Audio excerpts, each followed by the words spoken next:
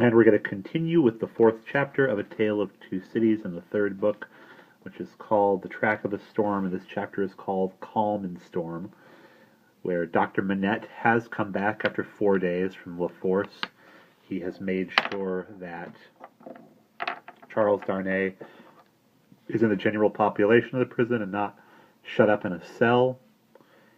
In the meantime, thousands of people have been killed in Paris, and we cut off last time with a description of the guillotine, so we'll begin there again. It was a popular theme for jests. It was the best cure for headache. It infallibly prevented hair from turning gray. It imparted a peculiar delicacy to the complexion.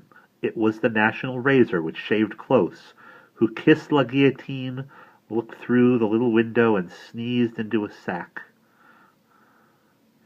It was the sign of the regeneration of the human race.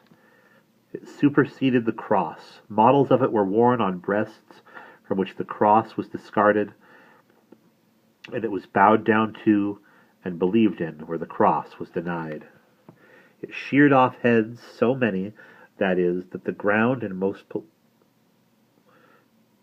it sheared off heads, so many that it and the ground it most polluted were a rotten red. It was taken to pieces like a toy puzzle for a young devil, and was put together again where the occasion wanted it. It hushed the eloquent, struck down the powerful, abolished the beautiful and good.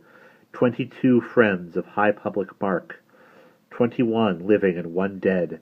It had lopped the heads off in 1 morning, in as many minutes.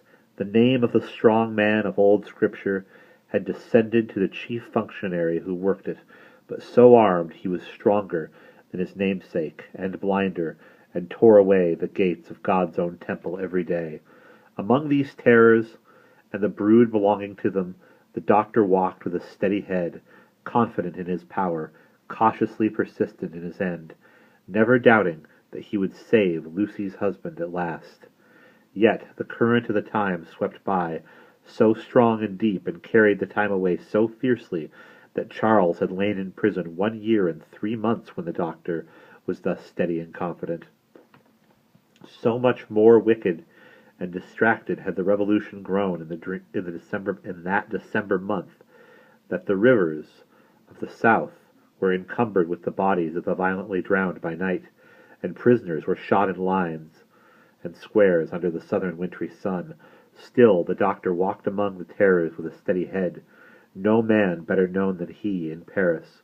At that day no man in a stranger situation, silent, humane, indispensable, in hospital and prison, using his art equally among assassins and victims.